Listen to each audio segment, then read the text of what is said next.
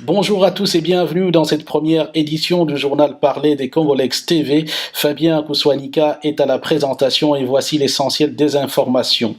Etienne Tshisekedi Wamulumba s'exprime aujourd'hui devant la presse nationale et internationale. Le leader de l'UDPS et président autoproclamé de la République démocratique du Congo va fixer l'opinion sur sa vision de la situation post-électorale. Etienne Tshisekedi Wamulumba, qui est entré dans un mutisme inexpliqué depuis sa prestation de serment dans sa résidence, ne manquera pas de se prononcer sur les différents scénarios des sorties de crise proposés par certains acteurs politiques congolais. Nous venons également de l'apprendre, le cardinal Laurent Mosengo Passigna devrait s'exprimer aussi depuis 13h, heure de Kinshasa bien entendu, sur le processus électoral. Vous aurez des précisions dans notre prochaine édition. Les groupes des radicaux anti-Kabila dans les collimateurs de la sûreté de l'État belge.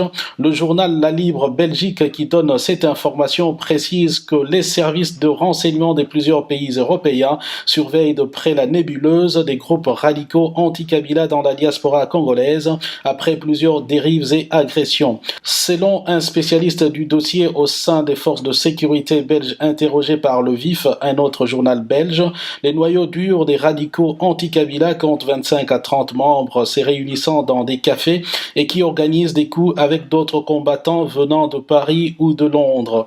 En Belgique, la sûreté de l'État tient à l'œil plusieurs groupuscules dont certains ont participé aux émeutes de décembre dernier.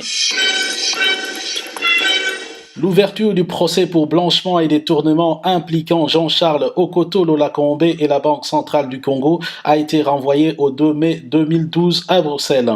L'ancien président administrateur délégué de l'AMIBA est poursuivi pour le détournement de 80 millions de dollars américains sortis de la banque belge La Belgolaise pour achat d'armes. La somme qui avait transité par la Banque centrale congolaise n'avait pas été utilisée pour l'objectif escompté. Outre Jean-Charles Okoto Lolakombe, Didier Kazali-Niembwe et Augustin Katumba-Mouanké sont également cités dans le dossier. Nous allons terminer cette première édition du journal parlé de Congolex TV par cette invitation à manifester venant de Paris où une marche est proposée et projetée, samedi pour dénoncer le mutisme de la communauté internationale face à la situation en République démocratique du Congo. La manifestation qui partira du métro 6 Sèvres-le-Courbe à 14h prendra fin à 19h au parvis du Trocadéro, place des Droits de l'Homme toujours à Paris.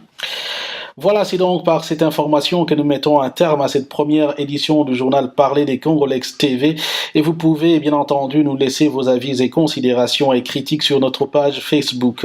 Je vous retrouve donc lors de la prochaine édition d'information et d'ici là, portez-vous très très bien. Peace and love frères, ainsi soit-il et ce qui est dit est dit.